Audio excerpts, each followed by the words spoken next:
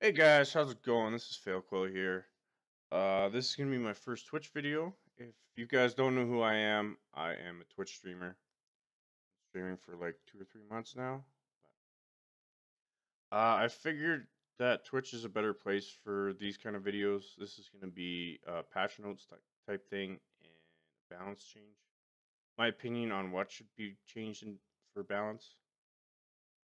So I figured I'd put them on YouTube because it'd be easier to find and stay up rather than like old Twitch videos.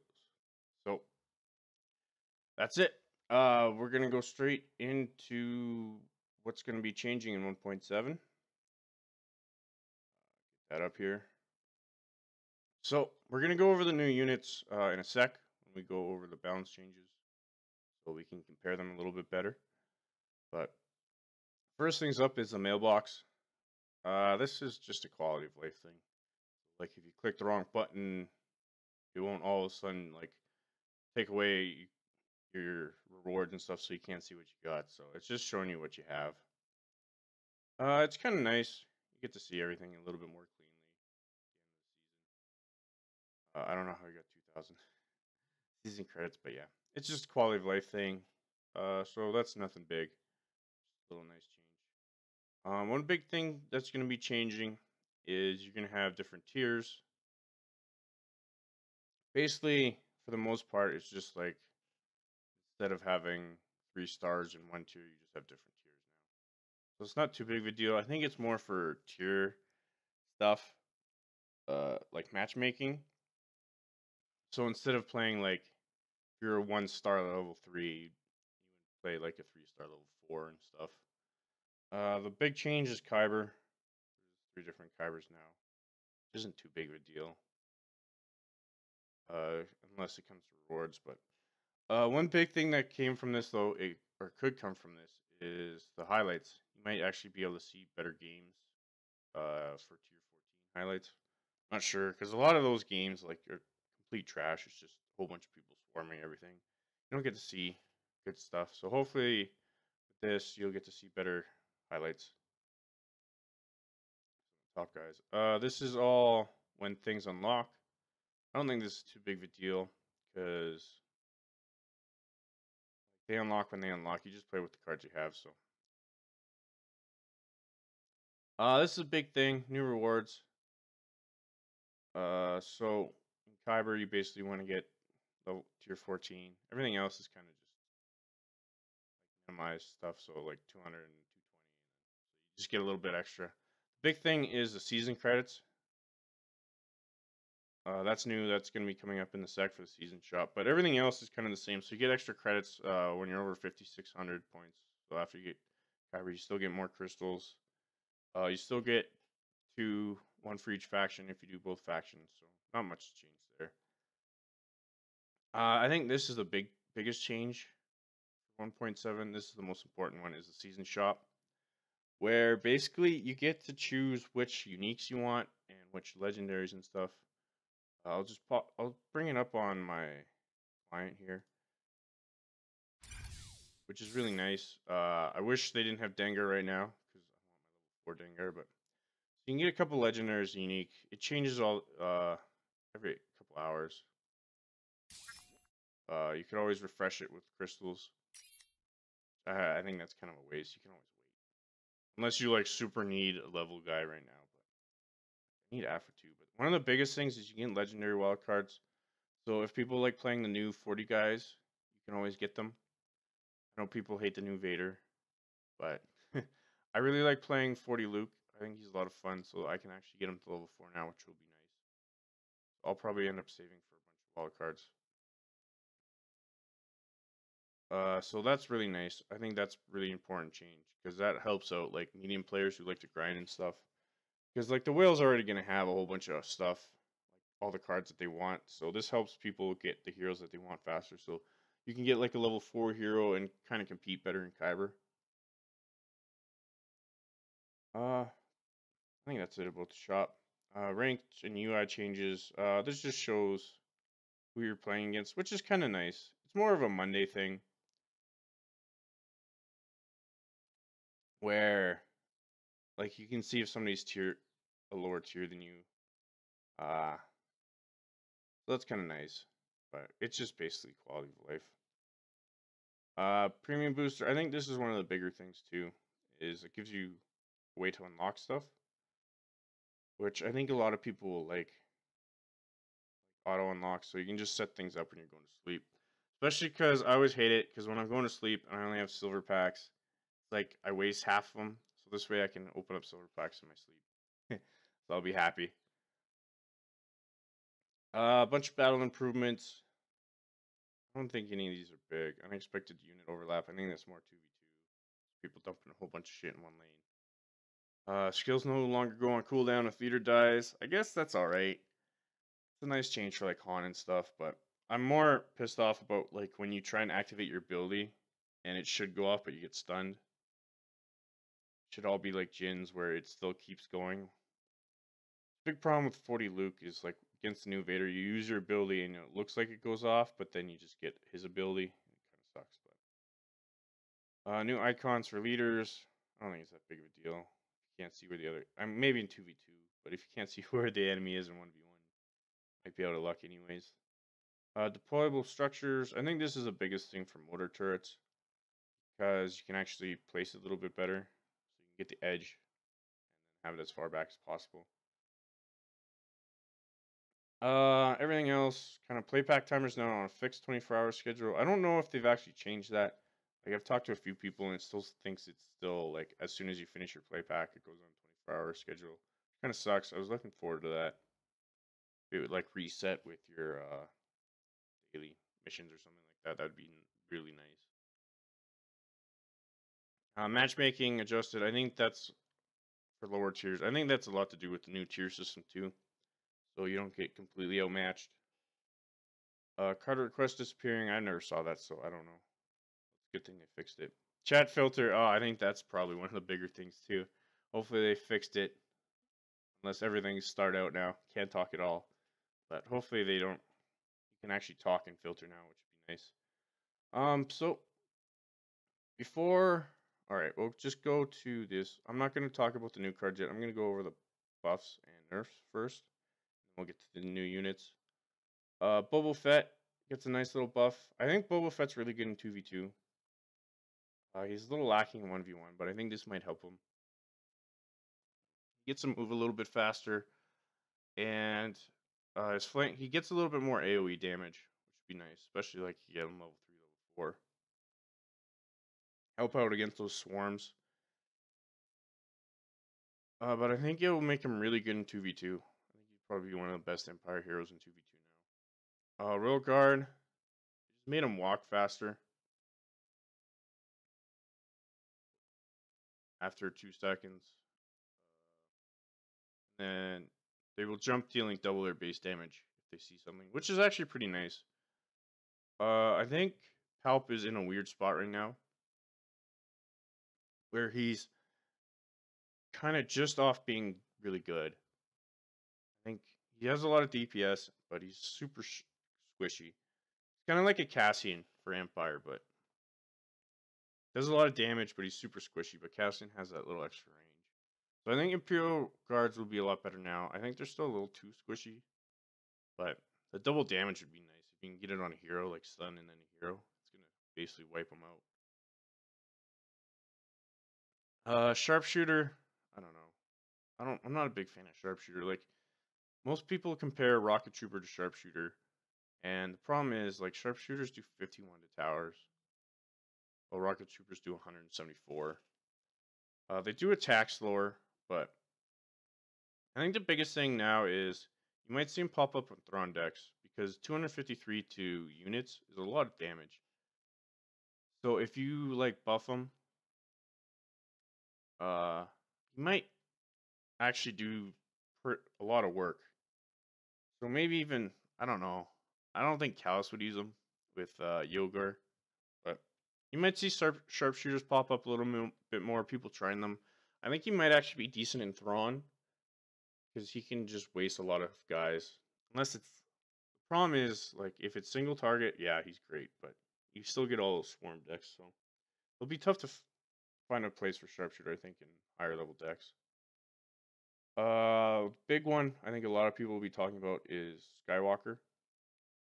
He can deflect turrets now, and but he has a reduced ability for blocking by 30%. So I don't think it was 100% before because I have had him die a couple times to an MTV when he's super low, but I think it must have been like 5% or something. So I think this is a fair change because like turret reflecting turret is huge, but problem is you're probably going to take a couple shots getting into turret range, and then you're probably going to take a couple more while you're standing there. So people that suicide with him aren't going to change because there's nothing's changed with that. But the people that play super defensive with him, probably are going to have to change how they play because I don't think you'll be able to stand there and just take out a swarm. I think it'll still be strong, but it won't be as bad. I still think it's going to be tough to deal with them sometimes if you don't prepare for them, but it's one of those things. If you have stun, you can wreck a lot of Lukes that just sit back and don't do anything. Same thing with Kanan. I don't know. I had big problems with Kanan. I've tried playing him before, and every time it's like when somebody uses him against me, he seems to block everything. But whenever I try and use it against people, he just walks in and dies. So I think this will be all right for him. Actually, I think this will be. It's probably a big buff for Ezra, just because you can put him into turret range and then just dive, and then while he might not reflect everything, if you reflect like one or two tower shots, then you're still doing good for Ezra. So that might bring Ezra up a little bit. Justin Sniper, same thing as the Empire one. I just don't think it'd be that useful because not a lot of people run Adrenal, so it'd be like Adrenal Sniper and it'd go crazy. Maybe Laedex, doing a swarm, just put a sniper behind it, but they might find their niche, but I don't think they'll be used as much still. I think this is a really good change. They don't do as much damage to towers, so it's a little bit more forgiving for drop pods with the warrior. But I think Dreslin Warrior was a little underrated to begin with. He's a decent drop for AoE. I know like it wasn't that big of a deal with Empire before, but like you get against the Thrawn and stuff, you do good, do well. So I think this will you'll actually see him pop up a little bit more in Swarm decks because he's cheap. He does a decent AoE damage, and now he does a lot of more unit damage. The big thing people forget about him is his charge. So he's not completely like a melee hero, where it takes you can kite him because he'll get on you pretty quick. So I think Rebel Warrior is probably out of all the buffs is probably the best one. You'll probably see him more now, but especially in 2v2. I think 2v2 he's going to be a wrecking machine because you can put him in a lane, you can wreck a whole bunch of troops. Evan and Shrewd basically have the same thing. Switching between melee attacks and range attacks have been improved by 50%. With there's been a rise in Laedex. You'll probably see a lot more Laedex soon. So Evan, to be honest, I never even know she had melee. Most of the time she just fires anyways. So I don't think that's big change to Evan. It's a nice quality of life thing, but if you're gonna use Evan, you're gonna use Evan. This isn't gonna change her. Shrewd, I'm kind of disappointed because you can still kite him super hard, and he, as I'll be talking later, like Shrewd needs to be the best unique there is, and this doesn't help him much at all. It gives him a little bit better, but there still needs to be a lot of changes. Other changes: if an enemy leader interrupts a skill, while it's being used, the skill will know. Oh, damn! So they did change it. Sorry, guys, I didn't even see that. So that's really nice. This is the big thing. I don't know why they didn't put that in the 1.7 thing. So that's really nice. That was a bummer for a lot of stuff, especially with the new Vader. He'd like use his ability and you'd wreck yours. If a skill is used outside of range, the leader will move automatically. I think this is the biggest thing for Jin. It's one of those things where, like, if there's nothing on the field and you're just trying to snipe a tower, she'll kind of go crazy sometimes. So that would be nice. Or even it, but it's gonna be taking a little bit getting used to for some people, I think. Harris Ghost Pilot. You can see it now when she's doing it on Empire. That's a little quality of life thing. HP bar doesn't really matter. Indicator, whatever. Range attack visual improvements now show the damage taken at the correct time. I think this might be causing a lot of problems for people because they die and they're like, what the hell happened? So I think a lot of the range damage will fix that.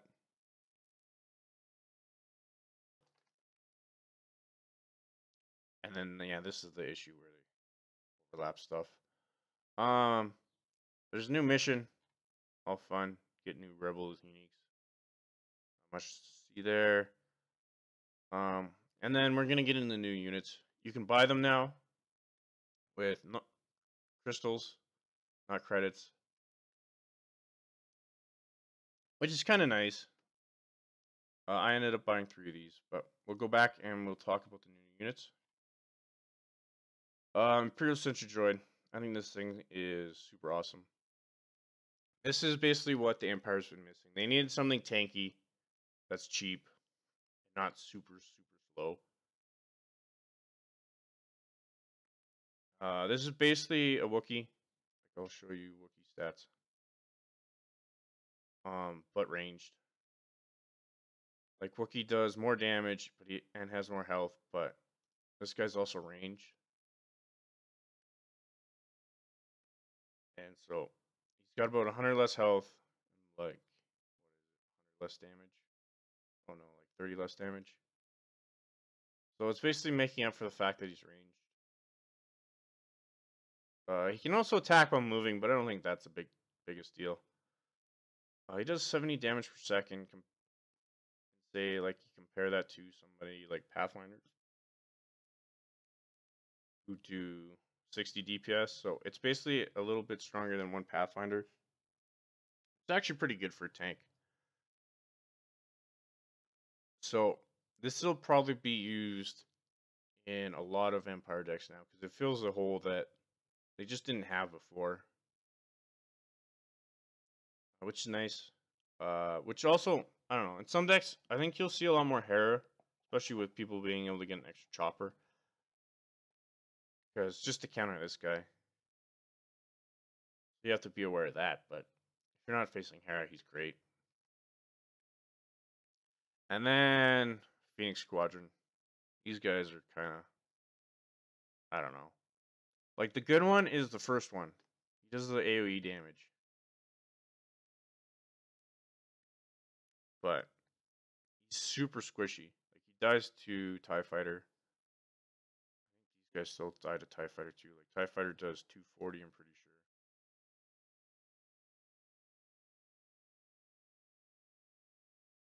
sure. 260, sorry. Oh, no, what I want to do. But yeah. So basically, a TIE Fighter wipes out all these guys. It's basically the same problem that Gunners have, the Imperial Heavy Gunners. Is yeah, if they're alive, they can do work, but for 5 energy, they're not going to be alive very long. So really, after all, like the last couple patches where Rebels got a lot of good units, I think this is kind of fair. They kind of need a shittier one. Like Boomerang guy is still super strong. So I doubt you'll see these guys very much, if at all, because they just don't do enough. They're way too squishy. It's kind of like heavy gunners. You see them every once in a while, but then you just kind of laugh and alien them down and run away. But yeah, as you can see, I bought all the packs for the droid guy. I think he's really strong. He's just buff, man. He's super cheap, so Empire really needed that because there's nothing else. Like Dewback, but it's super slow. Extra energy. MTV isn't. It's just too much to be like a relatively good tank. It's more about DPS, getting to a tower, And then Barge, I love my Barge, but it's too slow and it's hard to level up. Another change that they didn't mention was since there's more tiers now, you can request more cards. So you get 5 instead of 3 for rares, and then you get 20 instead of there we go, 20 instead of 15. You can donate, give an extra common as well now. It's kind of nice. Level up cards you want a little quicker.